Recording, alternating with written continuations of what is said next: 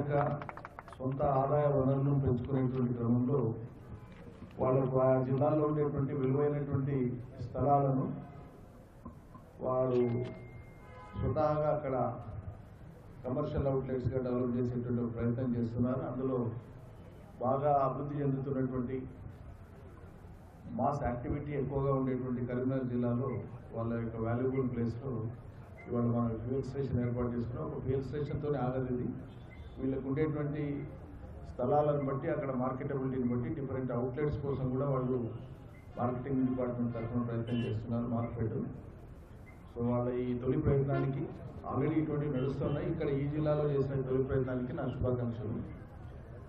బాగా సద్వినియోగం చేసుకోవాలి. ప్రభుత్వ శాఖలకు సంబంధించినటువంటి అందరు అధికారులు కూడా ఇదివరకే నేను కలెక్టర్ చెప్పినాను, ఫీల్డింగ్కి సంబంధించి దీన్ని ఉపయోగించుకోవాలని చెప్పడం జరిగింది. క్వాలిటీ ఉంటుంది ఒకటి, అదేవిధంగా ఈ సంస్థ మేనేజ్ కావడానికి కూడా తోడ్పడుతుంది కాబట్టి దీన్ని వాడుకోవాలని చెప్పి నేను విజ్ఞప్తి చేస్తున్నాను. ఈరోజు రైతాంగానికి, రాష్ట్ర రైతాంగానికి నేను హృదయపూర్వకంగా అభినందనలు తెలియజేస్తున్నాను. ఈసారి యాసంగి సాగులో ఆల్ టైమ్ రికార్డు మనం నమోదు చేసినాం. 2014లో యాసంగి అనేటువంటిది మన రాష్ట్రంలో అన్ని పంటలు కలిపి 28,18,000 ఎకరాలు సాగైంది. 2014లో 28,18,000 అన్ని పంటలు కలిపి. ఈసారి ఇప్పుడు యాసంగిలో 68,08,000 ఎకరాలు సాగింది. అంటే ఏకంగా 40 లక్షల ఎకరాలు ఒక యాసంగి పంటలోనే సాగు విస్తీర్ణం నమోదైంది. ఇది మామూలు విషయం కాదు. ఇటీవలి కాలంలో కేంద్ర ప్రభుత్వానికి సంబంధించినటువంటి వివిధ సంస్థలు వెలువరించినటువంటి వివరాలు, జాబితాల ప్రకారంగా తెలంగాణ వ్యవసాయ వృద్ధి రేటు భారతదేశంలో ఇవాళ మనం నంబర్ 1 స్థానానికి చేరుకున్నాం. ఇది మనందరికీ గర్వకారణం. ఇది రైతన్నల కష్టం. వీటన్నింటికీ ఆలంబనగా నిలిచింది, తోడుగా నిలిచింది కర్త క్రియాకర్మ గౌరవ ముఖ్యమంత్రి గారు. కేసీఆర్ గారి యొక్క వ్యవసాయ విధానాల మూలంగానే, ఓ పటిష్టమైనటువంటి విధానం మూలంగానే భారతదేశంలో ఇలా తెలంగాణ రాష్ట్రం వ్యవసాయ రంగంలో తలమానికంగా నిలబడ్డది. ఇది మనందరికీ గర్వకారణం. ఒక వ్యవసాయం వృద్ధి అయ్యేటప్పటికీ మిగతా అన్ని రంగాలు కూడా దాని మీద ఆధారపడినటువంటి ప్రతి రంగం కూడా అభివృద్ధి చెందుతుంది. ఇవాళ పట్టణీకరణ అభివృద్ధి చెందిన, వర్తక వ్యాపారాలు అభివృద్ధి చెందిన ప్రతిదీ కూడా వ్యవసాయానికి ముడిపడే ఉంటుంది. ఉపాధులు విస్తరించిన, సహకార సంఘాలు పెరిగిన, ఇవాళ సహకార సంఘాలు ఏమైనా తీసుకుంటే ఉదాహరణకు ఒకప్పుడు సింగిల్ విండో చైర్మన్ల యొక్క గౌరవవేతనం ఇవ్వడానికి కూడా సొసైటీలలో డబ్బులు ఉండేది కాదు. అటువంటిది వాళ్ళ రాష్ట్రంలో క్రియాశీలకంగా పనిచేసేటువంటి ప్రతి సంఘం కూడా లక్షల రూపాయలలో వాళ్ళు ఆదాయాన్ని ఆర్జించి సంఘాలన్నింటినీ కూడా బలోపేతం చేసి వాళ్ళ ముందరికి నడిపిస్తున్నారు. సో రాష్ట్ర సహకార వ్యవస్థ అత్యంత బలోపేతమైందంటే కారణం ఇక్కడ వ్యవసాయ అభివృద్ధి జరగడం. మార్కెటింగ్ కూడా, వ్యవసాయ ఉత్పత్తుల మార్కెటింగ్ కూడా గణనీయంగా పెరిగింది. దానికి కారణం వ్యవసాయ ఉత్పత్తులు పెరగడం. సో వీటన్నింటికీ ఒకదానికి ఒకటి ముడిపడి ఉండడం, అవినాభావ సంబంధం కలిగి ఉండడం, అది వ్యవసాయం మీదనే ఆధారపడేది.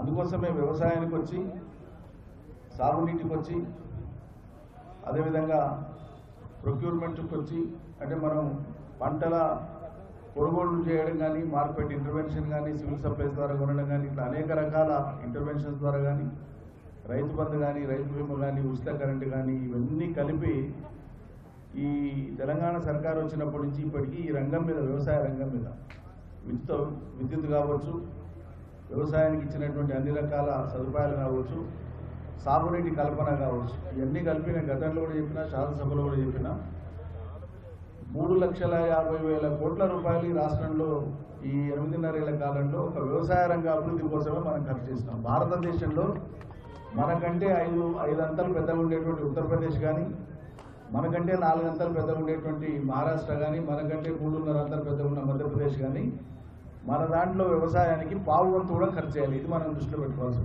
విషయం. పావు వంతు కూడా ఖర్చు చేయాలి. అక్కడ 3,50,000 కోట్ల రూపాయలు ఇలా తెలంగాణ రాష్ట్ర వ్యవసాయ రంగ అభివృద్ధి కోసం ఖర్చు పెట్టినాం. కాబట్టి ఈరోజు ఒక వ్యవసాయ రంగమే కాదు, అన్ని రంగాల అభివృద్ధికి అది దారితీసింది. ఇవాళ సర్వతోముఖాభివృద్ధి సాధించింది కారణం తెలంగాణ రాష్ట్రం అంటే ఈ రంగాల మీద పెట్టినటువంటి పెట్టుబడి మూలంగా వచ్చినటువంటి ఉత్పత్తులు, ఆ ఉత్పత్తుల యొక్క క్రయ విక్రయాలు, ఆ ఉత్పత్తుల యొక్క ఉపాధి కల్పన. ఈ ఉపాధి కల్పన వచ్చింది కాబట్టి ప్రజలకు కొనుగోలు శక్తి పెరిగింది. కొనుగోలు శక్తి పెరిగింది కాబట్టి ఆర్థిక వ్యవస్థ వేగాన్ని పుంజుకున్నది. ఇది మనం అందరం కూడా గమనించాల్సినటువంటి విషయం. అద్భుతంగా ఉపాధి అవకాశాలు కూడా పెరిగి వాళ్ళ తెలంగాణ చాలా ప్రోగ్రెసివ్ స్టేట్గా ముందుకు పోతూ ఉంది. ఈ తరుణంలో మరి రాష్ట్ర అభివృద్ధి పట్ల ఏమాత్రం అవగాహన కానీ, భవిష్యత్తులో వాళ్ళకు ఉండేటువంటి కార్యాచరణ ఏందని కానీ, కేసీఆర్ కంటే భిన్నంగా, కేసీఆర్ కంటే అద్భుతంగా గొప్పగా చేయగలిగేటువంటి ఒక పనిని చెప్పనికే చేతగానటువంటి వాళ్ళు ఇలా తెలంగాణ రాష్ట్రంలో భిన్న పార్టీలు, భిన్న నాయకులు పాదయాత్రలు చేసుకుంటా, కొందరు సభలు పెట్టుకుంటా, కొందరు అవన్నీ పేరుకు పాదయాత్రలు, పేరుకు సభలే. అక్కడ చేస్తున్నంత కూడా దూషణ, ప్రభుత్వం మీద నిందలు వేయడం, నిరాధార అభాండాలు మోపడం, ముఖ్యమంత్రి గారిని, మంత్రుల్ని, శాసనసభ్యుల్ని, ప్రజల చేత ఎన్నుకోబడినటువంటి వాళ్ళని ఏకవచన సంబోధనతో దూషించడం, ఇది సంస్కారహీనతను బయటపెట్టుకుంటా వాళ్ళు లజ్జాహీనంగా ప్రవర్తిస్తున్నారు తప్పిస్తే నిర్మాణాత్మకంగా కొట్లాడి సాధించుకున్నటువంటి ఒక రాష్ట్రము, అపురూపంగా అసమానమైన త్యాగాలు చేసి సాధించుకున్నటువంటి రాష్ట్రంలో పాత్ర ఎట్లుండాలి, ఏముండాలి అనేటువంటి దాంట్లో ఒక్కటి నిర్మాణాత్మకమైనటువంటి వాళ్ళ మాట కనిపించదు మనకు. కారణం ఏంటంటే వాళ్ళంతా కూడా ఈ రాష్ట్ర సాధనలో భాగస్వాములు కాకపోగా రాష్ట్ర సాధనకు వ్యతిరేకంగా ఉండినటువంటి వాళ్ళు, ద్రోహం చేసినటువంటి వాళ్ళు, ద్రోహ పార్టీలకు సంబంధించినటువంటి వాళ్ళు, అడ్డుపడ్డటువంటి వాళ్ళు, అడ్డుపడ్డ పార్టీలకు సంబంధించినటువంటి వాళ్ళు ఇవాళ కొత్త రూపం ఎత్తి, కొత్త అవతారం ఎత్తి ప్రజల ముందరికి వచ్చి ఇవాళ ఈ రాష్ట్రంలో తయారైనాక, ఏటకపోయినాక, ఏటకపోయినప్పుడు రానోడు కుప్పలు పడ్డప్పుడు వచ్చి మెత్త మెత్త ముక్కలు ఏరుకున్నట్లు ఈరోజు తెలంగాణకు వచ్చి బాగుకుందాం అనేటువంటి ఒక దుర్బుద్ధితో ఉండేటువంటి వాళ్ళు తప్ప వీళ్ళకి తెలంగాణ పట్ల సోగి కానీ, తెలంగాణ పట్ల ఒక కన్సర్న్ కానీ, ఆ ఆర్ద్రత కానీ, ఏం చేస్తామనేటువంటి దాంట్లో వాళ్ళకు దృష్టి కానీ లేదు. తెలంగాణ సమాజం ఇవన్నీ గమనిస్తుంది. నిజంగానే ఒకవేళ ఎవరి చేతులు నన్ను పెడితే కేసీఆర్ కంటే గొప్పగా, కేసీఆర్ కంటే ముందు చూపుతూ పాలన అందించేటువంటి వాడు ఎవడైనా ఉన్నాడా అని చూస్తే ప్రజలకు కనిపించాలి కదా మొట్టమొదటి. వీళ్ళకి వీళ్ళు చెప్పుకోవడం కాదు. కాబట్టి ప్రజలకు స్పష్టత ఉంది. వాళ్ళు తెలంగాణలో ఎక్కడ పోయి ఏ మూలకు పోయి చూసినా కూడా ప్రజలలో ఒకటే ఉంది, పక్కా మళ్ళా ముఖ్యమంత్రిగా మూడవసారి కేసీఆర్ అవుతాడనేటువంటి దాని మీద ఎటువంటి సందేహం లేదు. ఇది బ్రహ్మాండమైనటువంటి మ్యాండేట్తో మళ్ళీ ప్రభుత్వం వస్తుంది. అందుకే అదే విశ్వాసంతో, అదే నమ్మకంతో ప్రజలకు ఇంకా చేయవలసినటువంటి పనులు ఏమున్నాయో మాకు తెలుసు కాబట్టి మేమే ఒక నిర్దిష్టమైనటువంటి కార్యాచరణను పెట్టుకొని ఎక్కడికక్కడ రాష్ట్రంలో ముందు చూపుతో ముందుకు పోతున్నాం. అనేక రకాలుగా ఎవరు ఊహించింది, ఎవరు తలపెట్టండి, ఎవరు డిమాండ్ చేయనటువంటి విధంగా పాలనను కొత్త పుంతలు దొక్కిస్తూ ముందుకు తీసుకొని పోతున్నాం. ఒక నిర్మాణాత్మకమైనటువంటి పని అన్ని రాష్ట్రాల్లో జరిగేది సాధారణ పరిపాలన, తెలంగాణలో జరిగేది ఒక నిర్మాణాత్మకమైనటువంటి నవ తెలంగాణ నిర్మాణం. ఈ నవ తెలంగాణ నిర్మాణానికి పునాదులు వేసి ముందుకు తీసుకుపోయేటువంటి వాళ్ళకి ఇది అర్థమవుతుంది, ఉద్యమం చేసిన వాళ్ళకి ఇది అర్థమవుతుంది తప్ప ఈ ఉద్యమ వ్యతిరేకులకు, తెలంగాణ ఏర్పాటును హర్షించని వాళ్ళు, జీర్ణం చేసుకునే వాళ్ళు, తెలంగాణ వ్యతిరేకించినటువంటి వాళ్ళకి ఇది అర్థం కాదు. ఈరోజు వచ్చి మొత్తం పవిత్రుల్లాగా తెలంగాణ సమాజం పట్ల వీళ్ళకున్నంత బాధ్యత ఇంకెవరికి లేదన్నట్లుగా పెడబొబ్బలు పెడతారంటే దాన్ని ఎవడు కూడా నమ్మడు. పైగా మాట్లాడేటువంటి మాటల్లో ఒక విశ్వసనీయత, మాట్లాడేటువంటి మాటల్లో సంస్కారం, మాట్లాడేటువంటి మాటల్లో ఒక అర్థం పర్థం ఉండి ప్రజలకు కన్వే చేస్తే దానికి ఏదన్నా పద్ధతి ఉంటుంది. అవేమీ లేకుండా ఇష్టారాజ్యంగా నోటికి ఏమొస్తుంది మాట్లాడడమే రాజకీయం అనుకున్నటువంటి వాళ్లకు ఈ విషయాలు అర్థం కావు. ఇది ఈ విభజన రేఖను ప్రజలు గమనిస్తున్నారు. నిజంగానే వేలెత్తి చూపేటువంటి అంశం ఒక తర్కబద్ధమైందండి, ఆలోచనాబద్ధమైంది, నిజంగానే ప్రజలు దాని మీద చర్చించుకునే అవకాశం ఉండే విధంగా వీళ్ళు ఏమైనా అంశాలు లేవనెత్తి ప్రజల ముందు పెట్టిందా అంటే అవి లేదు.